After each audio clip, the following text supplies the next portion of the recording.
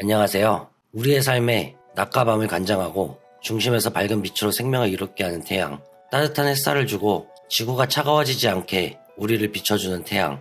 오늘은 이 태양에 대해서 이야기해보려 합니다. 예로부터 태양은 항상 숭배의 대상이었습니다.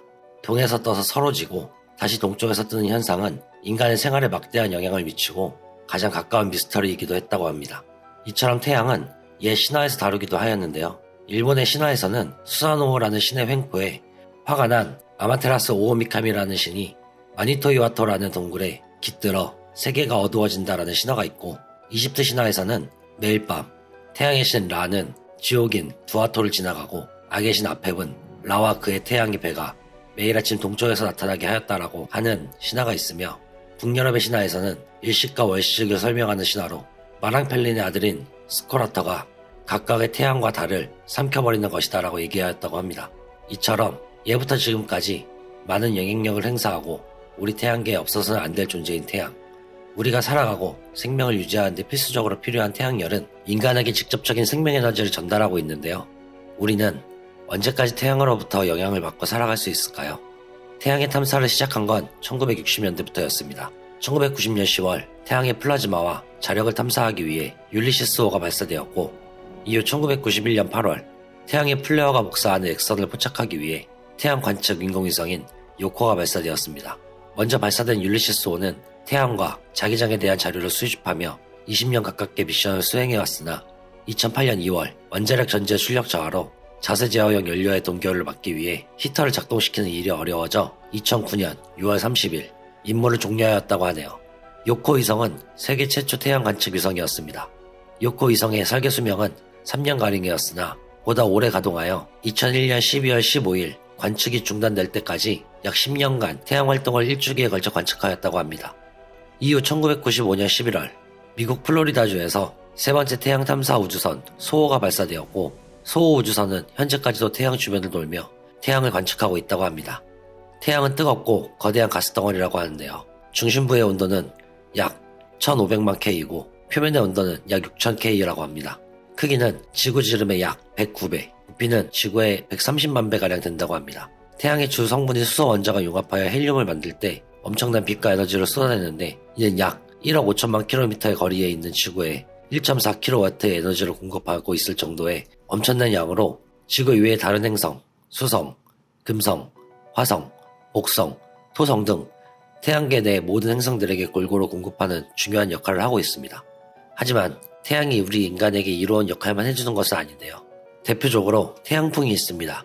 태양풍이 발생하면 태양 플레어보다 많은 전자파와 자기장파, 그리고 입자선 등이 발생한다고 하는데요. 보통 지구의 자기권과 대기권을 통과할 때 대부분 소멸한다고 하지만 유일하게 도착하는 것이 대기의 창 영역인 전자파, 즉 가시광선과 적외선이라고 합니다. 우리가 환경을 생각해야 하는 문제가 여기에 있습니다.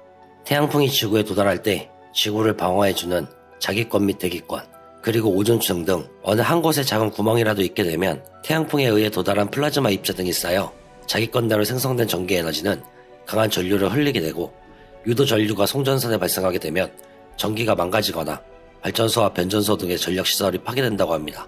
또 태양풍에 의해 발생된 전자파 등은 빛의 속도로 다가와 발생 후 8분가량이면 지구에 도달한다고 하며 전파장애를 일으키고 많은 통신 시스템, 인공위성, 비행기, 무선 장비 등을 사용하지 못하게 된다고 합니다. 또 다른 추가적인 것은 방사선으로 이 또한 몇 시간이면 도착한다고 하는데요. 우주에 있는 우주비행사들은 방사선 차단을 피할 수 있는 시설 내로 대피해야 한다고 합니다. 이처럼 태양은 우리에게 양날의 검과 같은 존재인데요. 물론 생명을 유지하고 온도를 유지하는데 절대적으로 필요한 요소이고, 햇빛 없는 인류는 상상할 수조차 없을 만큼 지구 생명에 큰 영향을 미치고 있지만, 역으로는 인류가 살아가는데 필요 없는 요소를 보내오기도 하죠. 이렇게 생명을 유지시켜주는 태양이 점점 커지고 있다는 사실을 여러분은 알고 계신가요? 우리 지구는 점차 강해지는 태양의 빛과 열기 때문에 대략 50억 년 뒤부터 지상에서 동물, 식물을 포함한 생명체가 살아가기 힘들어질 거라고 과학자들은 말하고 있습니다. 태양 내부에서 저장된 수소가 점점 줄어들고 소진되면서 중심부에는 헬륨만 남게 되는데, 이때 중심부가 수축함에 따라 생기는 열 에너지로 중심부 바깥 부분인 수소의 반응이 시작되고 태양은 점점 커지며 팽창할 것이라고 합니다. 그로 인해 태양의 힘은 점차 줄어들며 적색 거성의 단계로 돌입한다고 하네요. 적색거성이란 중심액의 온도가 상승하며 중심액 밖에 남아있는 수소가 핵융합을 하고 이로 인해 외피층이 팽창하여 반지름이 커지고 외곽 대기의 밀도가 낮아지며 별의 온도가 낮아지고 광도는 커지는 것을 적색거성이라 합니다. 수성을 비롯한 금성, 지구는 팽창하는 태양의 중력에 이끌려 결국 태양으로 빨려 들어가며 태양에 의해 먹혀버리거나 타버린다고 합니다. 태양은 앞으로 약 50억 년 정도 지금과 같은 모습으로 활동할 것으로 과학자들은 기대하고 있고 적색거성으로 변한 태양은 수십억 년을 보내며 남은 힘을 모두 소진하고 빛과 열이 훨씬 줄어든 백색 외성으로 변하며 지구와 크기가 비슷한 크기로 줄어든다고 합니다. 우리는 지구 안에 살아가면서 정말 우주에 많은 문제를 겪으며 살아가고 있습니다. 인류의 과학기술의 잔해, 우주 쓰레기, 지구를 위협하는 소행성, 점점 팽창하고 있는 태양 등 우리를 진짜로 위협하는 것은 지구 내부에 있는 것이 아닌 외부, 우주에 있다고 생각이 드는데요. 이 모든 내용이 전부 과학자들의 예측이고 우리 인류의 두뇌를 기반으로 만들어진 가설일지라도 시작이 있다면 끝이 있듯 우리가 살아가고 있는 현재의 시점도 끝을 향해 가고 있는 것이 아닌가 생각해 봅니다. 힘 있는 사람이 힘없는 사람을 공격하고 힘 있는 나라가 힘없는 나라를 공격하며 우리 인류는 살아가고 있는데요.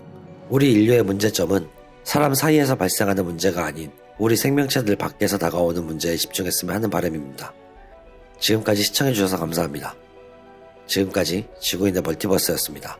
감사합니다.